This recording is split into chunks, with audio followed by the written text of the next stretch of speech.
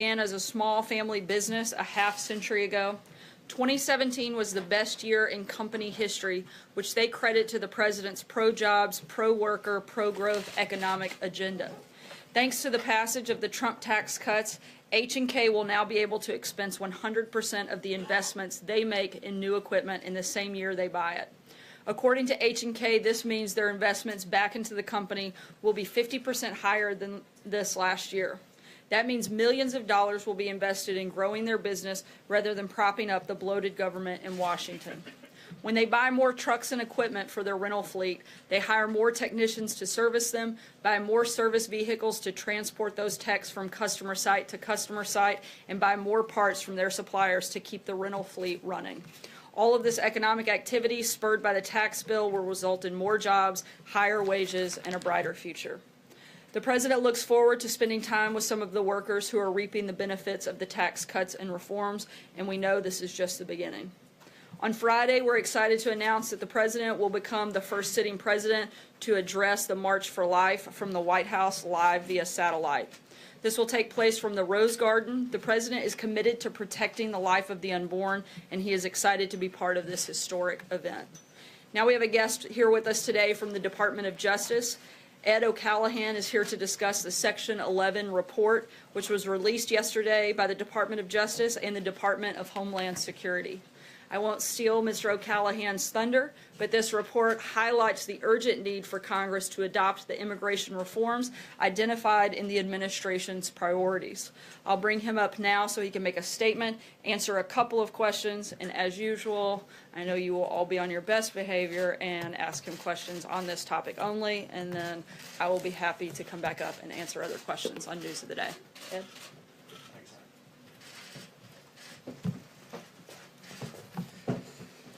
Good afternoon. My name is Ed O'Callaghan, and I am the Principal Deputy Assistant Attorney General in the Justice Department's National Security Division. In my capacity as Principal Deputy, I assist the Acting Assistant Attorney General in the supervision of the 350 dedicated investigators and prosecutors who carry out the Department's highest priority, protecting the United States from threats to our national security. I've been with the National Security Division since November of last year. Previously, from 1999 to 2008, I was an Assistant United States Attorney in the Southern District of New York. From 2005 to 2008, I was co-chief of the Terrorism and National Security Unit in the Southern District of New York. And some of the cases I worked on, of course, during that time included the investigation into the 9/11 attacks that occurred while I was an Assistant United States Attorney in the Organized Crime and Terrorism Unit of the Southern District of New York. I appreciate the opportunity to speak with you today about yesterday's release of the Department of Justice and Department of Homeland Security Section 11 report. The report, titled after Section 11 of President Trump's Executive Order 13780, Protecting the Nation from Terrorist Entry into the United States, was a collaborative effort between the DOJ and DHS to respond to EO 13780's directive to provide information to the American people regarding the number of foreign nationals charged with or convicted of terrorism-related offenses or removed from the United States based on terrorism-related or other national security reasons. The Justice Department's National Security Division maintains a list of individuals convicted of international terrorism-related charges in U.S. federal courts between September 11, 2001 and December 31st of 2016. As indicated in the report, as of December 31st of 2016, there are 549 individuals on that list of convictions of terrorism, international terrorism-related offenses. A subsequent DHS analysis of those 549 individuals convicted of international terrorism-related offenses determined that approximately 73%, or 402 of these 549 individuals, were foreign-born. A further breakdown of the U.S. citizenship status of these individuals at the time of their respective convictions shows that 254 were not United States citizens, 148 were foreign-born, naturalized, and received U.S. citizenship, and 147 were citizens, U.S. citizens by birth. I'll point out that one of the cases that's highlighted in the Section 11 report refers to a defendant who we convicted in the Southern District of New York named Uzair Paracha. Mr. Paracha came into the United States, I believe, in 1980 as a family member of a legal permanent resident. Mr. Paracha was ultimately convicted of providing material support to Al-Qaeda. It's a case that I supervised when I was chief of the terrorism unit in the Southern District of New York. The evidence in that trial showed that Mr. Paracha attempted to assist other individuals who were affiliated with Al-Qaeda to try to enter the United States based on false statements in immigration documents. And in fact, Paracha assisted and took on the persona of one of the individuals who he was attempting to try to get back into the United States to commit terrorist acts here. The individual statements provided by that individual demonstrated that he was attempting to come back into the United States to commit attacks on gas stations in New York, my hometown. And by the fact that we were able to prosecute Paracha, it stopped that attempt to engage in additional terrorist attacks here in the United States. Additional items included in your report demonstrate that the U.S. Immigration and Customs Enforcement provided information that shows that there have been approximately 1,716 removals of aliens since September 11th, 2001, because of national security concerns, a designation that is determined by ICE within the Department of Homeland Security. Obviously, there are certain times where, although there are national security concerns about foreign-born individuals who are in the United States, a federal prosecution for one reason or another is not the suitable way to go about dealing with the threat posed by that individual. So the immigration authorities have other tools at their disposal, one of them being the removal tool, which is cited by ICE in the Section 11 report. It is the case that the threats to our national security are not showing any signs of relenting. In fiscal year 2017 alone, DHS encountered 2,554 individuals on terrorist watch lists, formerly known as the FBI's terrorist screening database. Those individuals were, of course, attempting to get into the United States. Additional important statistics provided by DHS and documented in the report include the fact that between October 1st, 2011 and September 30th, 2017, a total of 355,345 non-citizen offenders were administratively arrested after previously being convicted of an aggravated felony or two or more crimes, each punishable by more than 1 year, a regular felony. During that same time period, according to DHS, 372,098 non-citizen offenders were removed from the United States after conviction of an aggravated felony or two or more felonies. And between fiscal year 2010 and fiscal year 2017, Customs and Border Protection, CBP, identified and prevented the boarding of 73,261 foreign travelers on flights destined from the United States who may have presented an immigration or security risk. In a statement yesterday about the report, Attorney General Sessions indicated that there are currently thousands of terrorism-related investigations into thousands of people in the United States, including hundreds of people who came here as refugees. In addition, citing surveys previously commissioned by DOJ components, the report noted that there are an estimated 23 to 27 honor killings every year in the United States, and that there are an estimated approximately 500,000 women and girls in the United States at risk of undergoing the abhorrent practice of female genital mutilation. In October of last year, the Trump administration laid out a series of immigration policy objectives to ensure safe and lawful admission to the United States, defend the safety and security of our country, and protect American workers and taxpayers. There are three pillars to this immigration policy: border security, immigration enforcement, and a merit-based immigration system. From the cases I have worked on, I know that foreign terrorist organizations, transnational criminal organizations, and other individuals and entities that wish to harm the United States undoubtedly seek to exploit weaknesses in our immigration system when it benefits them in accomplishing their unlawful schemes. President Trump's immigration policy is designed to serve the interests of national security. Enhanced vetting and screening and continuing screening promote the discovery of information that would help immigration and law enforcement authorities identify foreigners who may pose national security threats to the American people. Rather than basing admission decisions on programs that lack accountability, like diversity visa lotteries and extended family chain migration, adopting a merit-based system rewards skills and qualities that include, but are not limited to, education, English language proficiency or fluency, and/or job skills. As a prosecutor tasked with protecting our nation's security, I know some of our cases have involved exploitation of vulnerabilities in our current immigration system. The Attorney General is committed to restoring law and order in our immigration system so that we can address and work to eliminate the vulnerabilities that can be exploited by those seeking to undermine our public safety. Those are my brief remarks. I'm happy to take some questions. Sir, in the middle. Thank you. Do you find it alarming that more than 25% of people convicted of international terrorism-related charges were natural-born U.S. citizens, and what is the administration doing to address that issue? So the Department of Justice's enforcement of the international terrorism laws are focused on the conduct that is found to be committed by individuals, no matter where they're born.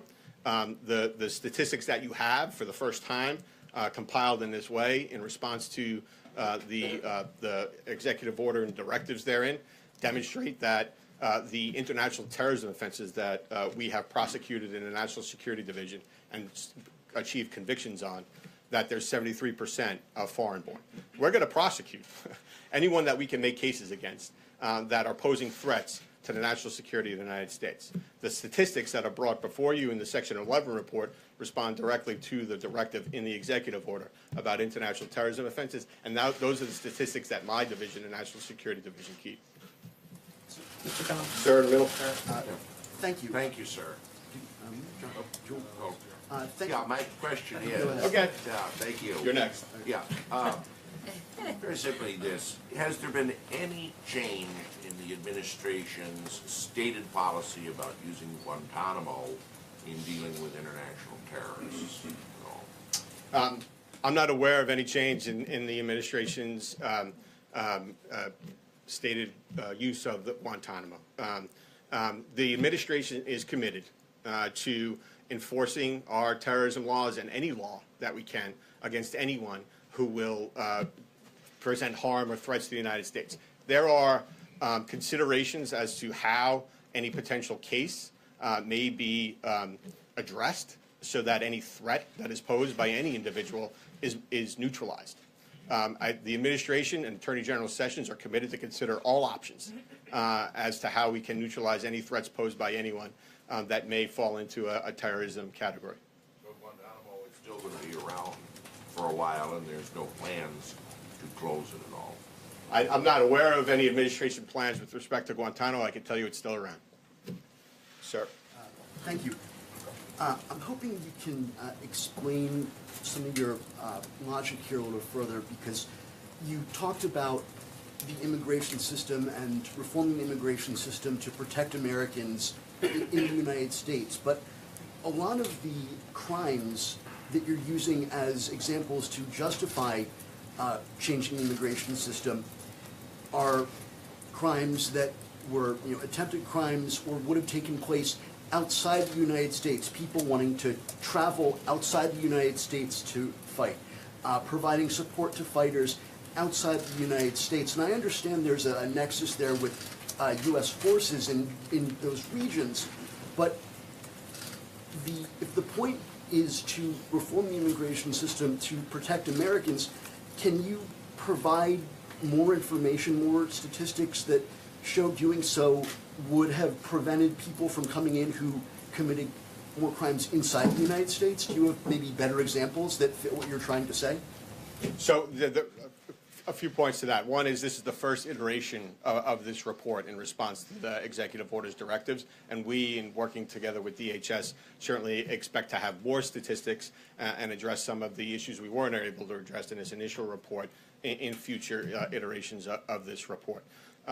In terms of the cases that are reported, I mean, if you do look at the cases, some of which are included in the Section 11 report, there are certainly cases that relate to conduct that has been committed in the United States, conduct that is in support of, for instance, Al-Qaeda or ISIS. So there are plenty of examples of conduct that was actually committed in the United States, which would, in a way that we define it, qualify as an international terrorism investigation because it relates to a foreign terrorist organization or terrorism conduct. So thirdly, I would say, of course we're trying to prevent through any way we can, and the administration, of course, supports us. We're trying to prevent terrorist attacks.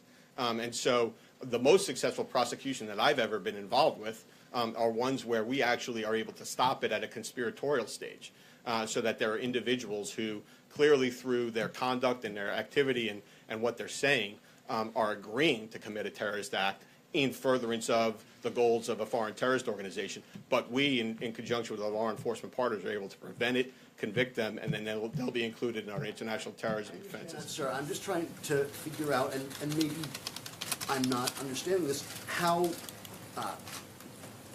preventing people from coming in who were conspiring, for instance, to go fight in Syria would have protected people in the United States. These are international terrorism crimes, and they weren't all planning attacks in the United States. They were planning things overseas.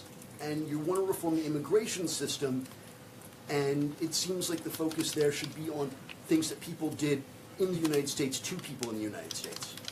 So the administration immigration or reforms focus on getting more information, enhanced screening, enhanced vetting, more information, more agents, more officers asking more questions, more prosecutors prosecuting more cases. All of that, in conjunction with all the other national security efforts by the administration, will lead to a safer United States. I firmly believe that. I know that the fact that there are individuals here in the United States that are willing to, in support of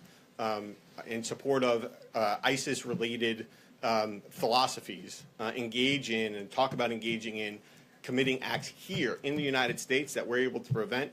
I think that makes the American people safer, and I know the Trump administration does. Given that the discussion today is focused on national security, which is your area, I'd like to ask about national security as it relates to the arrest recently of that ex-CIA agent, Mr. Lee. Can you talk about the significance of that arrest and why action was not taken against him sooner?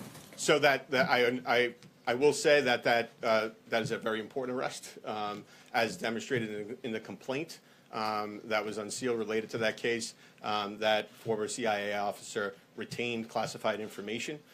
As that case proceeds through the courts, I would expect that more information about the conduct that underlies those charges in the complaint will come out.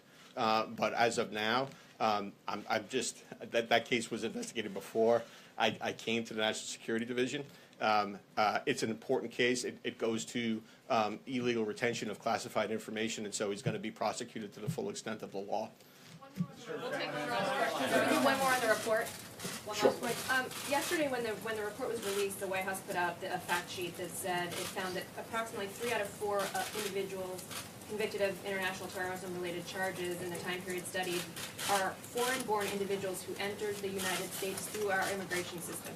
My understanding was that those numbers that you cited to us included people who had been extradited here to face trial, which is to say they didn't enter through our immigration system. So my question is that correct? And if so, how many of the 3/4 were actually immigrants?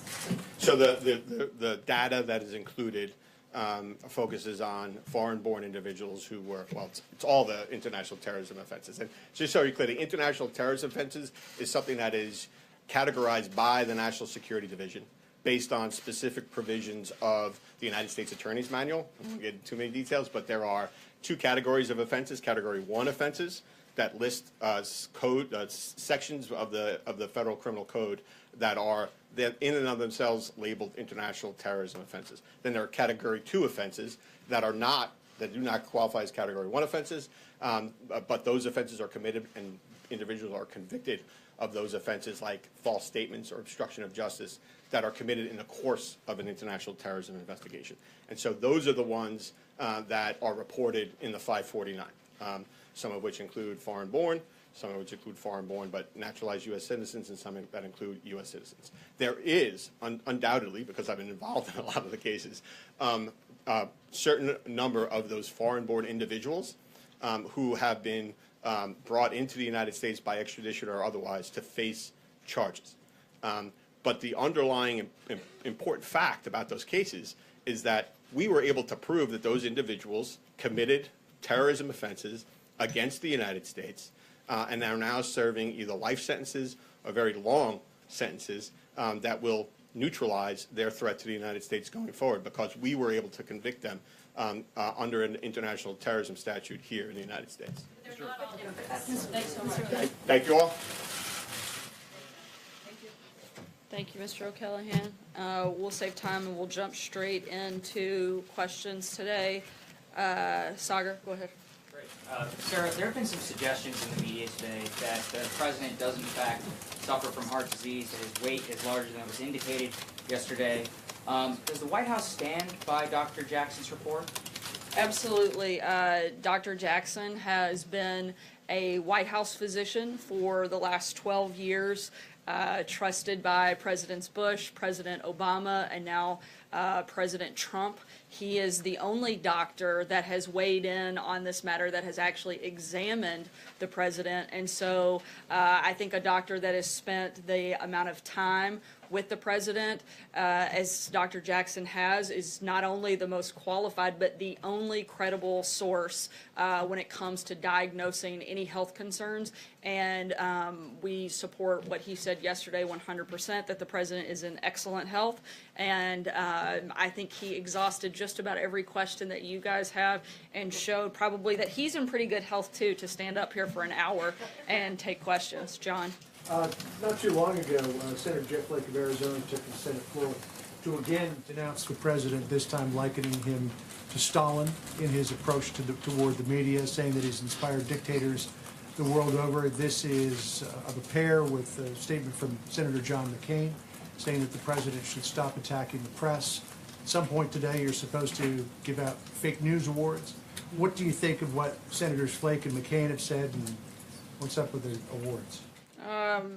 In response to Senator Flake specifically, I found it quite interesting that he is coming out to attack this president, considering he's one that was recently defending an actually oppressive regime. He went to Cuba a few weeks ago and served as a mouthpiece for the oppressive Cuban government. He's not criticizing the president because he's against oppression. He's criticizing the president because he has terrible poll numbers. And he is, I think, looking for some attention. I think it's unfortunate.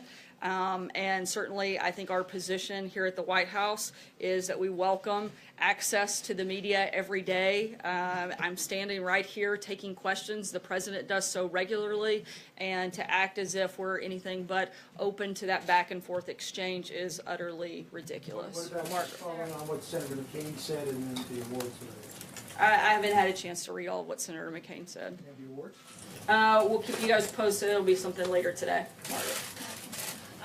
We'll be looking for that. Sarah. I know you're all waiting to see if you are big winners, I'm sure. Indeed. There's been frustration from both Republicans and Democrats who were in the room yesterday with Steve Bannon when he was being asked about some of the claims that he's made about this administration and the president's family. But specifically, some of the criticism has been aimed at the White House because of guidance that has supposedly been given as to what can and cannot be said, specific topics that are off limit, and the scope of executive privilege. Without getting into the details of that, can you at least define for us what the White House is telling attorneys falls into the scope of executive privilege here? Yeah, I can tell you that this White House is following the same practice that many White Houses before us have, that have gone back decades, that there is a process that you go through. Anytime you have congressional inquiries touching upon White House, the Congress should consult with the White House prior to obtaining confidential material. This is part of a judicial recognized process.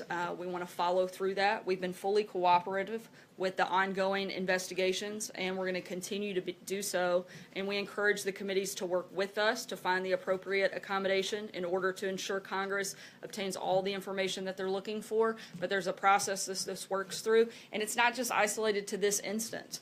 Executive privilege is something that goes back decades because it's something that needs to be protected, whether it's during this administration or 20 years from now. We want to make sure we follow the process and the precedent, and that's all that's taking place here. Allegations that the scope of that executive privilege, not just the time in the administration, but time after and time during the transition, is broader than it has been in past administrations. I can't Is that speak to the accurate? details of that. I can simply talk about the process and that we're following the same process and past practice of previous And administrations. are there alternate categories that the White House? Again, I is can't get into the details. I can only discuss the process. Ashley? Thank you. Following on that question, there's a news report out today that Steve Bannon's attorney was relaying the questions he was asked by the Senate Intel Committee in real time to the White House. And so my questions are, who was he relaying the questions to? Is that something the White House specifically asked his attorney to do? And if so, why did the White House think that was a necessary step in handling Bannon's testimony?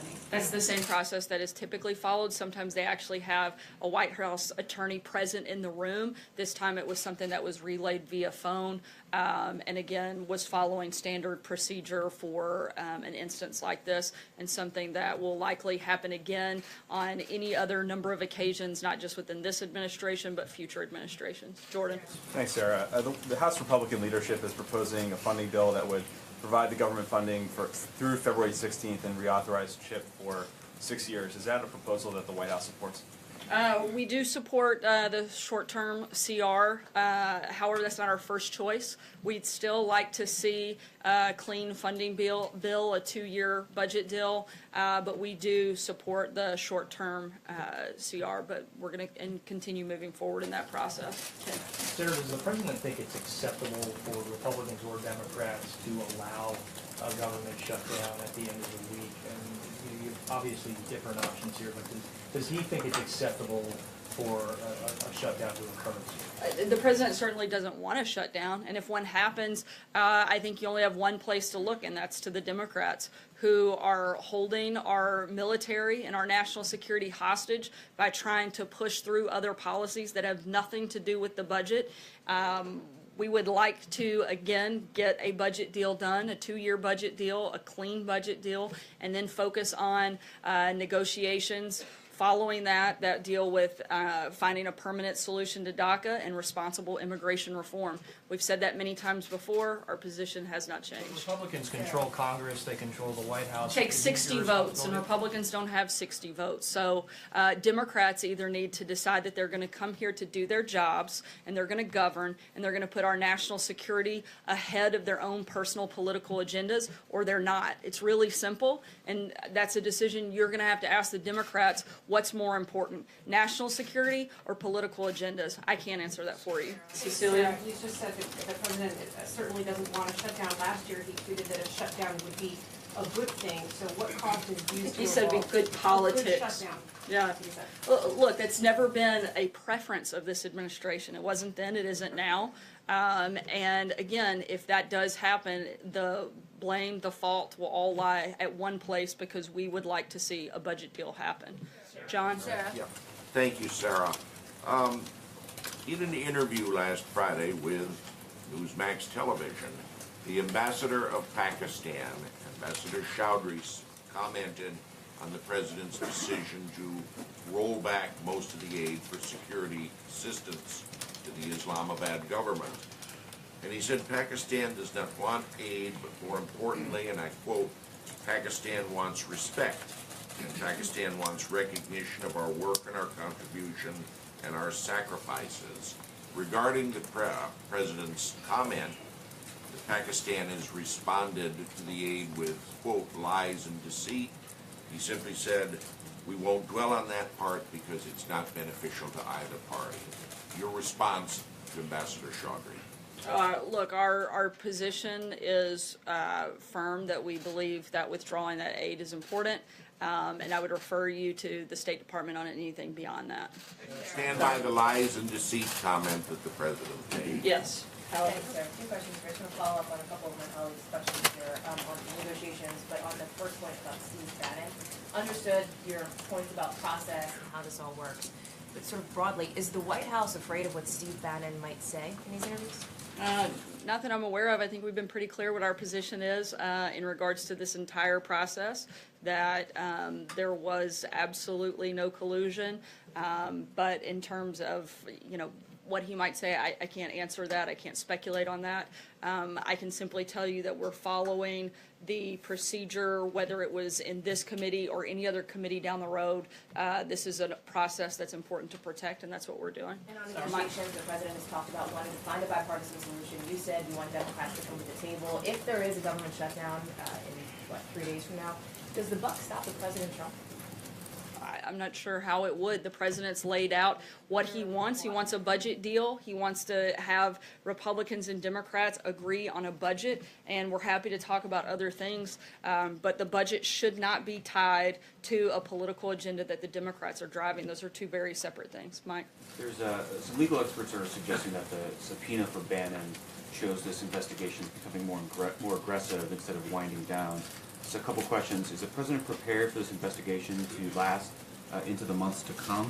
And following up on Hallie, would you encourage Bannon to tell all, like his camp is saying he will, to Mueller? Look, as we've said, regardless of who it is, we're going to be fully cooperative with the special counsel and encourage everybody involved in the process to be fully cooperative. The first part of your question is, are we prepared? I think we've been dealing with this hoax for the better part of a year. If we have to endure the ridiculous's for another month, we can certainly handle it. Do the American people deserve that? No, I don't think they do. Steven. In the interest of clarity, you've spoken of how the White House counsel's office has been involved in this process up on the Hill. Has the White House, to this point, actually asserted executive privilege, or are you talking about the potential? I'm talking about the process. I can't go any further than that. Quick question on the CR. You speak of how the president would like to see a short-term CR passed. Is he going to lean on the fellow Republicans who are in the House Freedom Caucus to see to it that they vote for it? Like I just said, we support the short-term CR. Our preference is the longer 2-year budget deal, but we support the short-term. So the answer would be yes, that he will encourage the House Freedom Caucus to vote for it? Yes, like I said, we support the short term and think it is certainly better than not having that and having a government shutdown as the alternative. But again, our preference would be a longer term deal. Blake? Sarah, when you look at the calendar then, January 17th, the budget deal potentially that goes to February 16th, the DACA expiration is up March 5th. Does the president want to see a DACA deal get struck before the next CR would end, or is he willing to potentially take this up to the deadline in early March?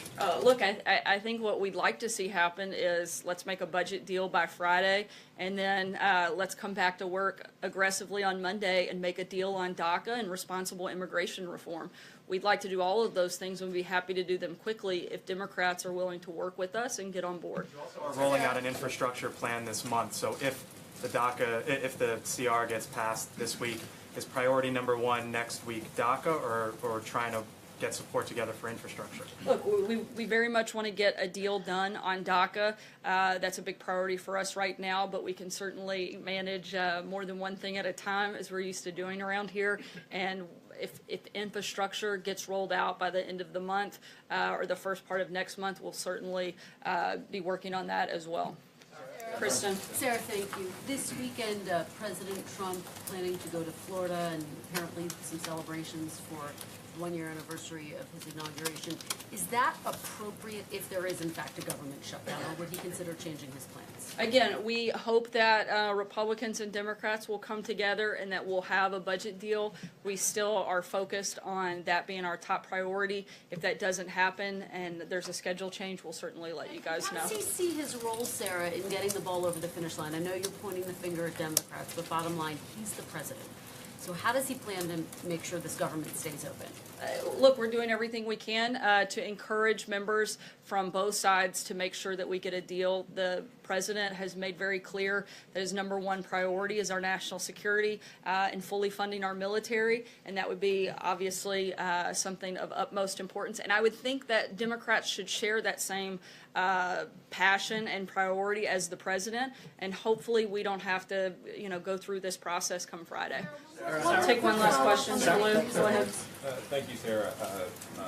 North Korea and South Korea have agreed to march together during the Winter Olympics in the opening ceremony under a unified Korea flag. Does the President, the White House, support both North Korea and South Korea marching together and coming more closely together during the Olympics? Look, we see this as an opportunity for the regime to see the value of ending its international isolation by denuclearization. We still are very much focused and hope that that happens. This isn't the first time that the two countries have marched together, and we hope that this experience gives North Korea and its athletes a small taste of freedom, and that rubs off and is something that spreads and impacts in these negotiations and in these conversations. Thanks, guys.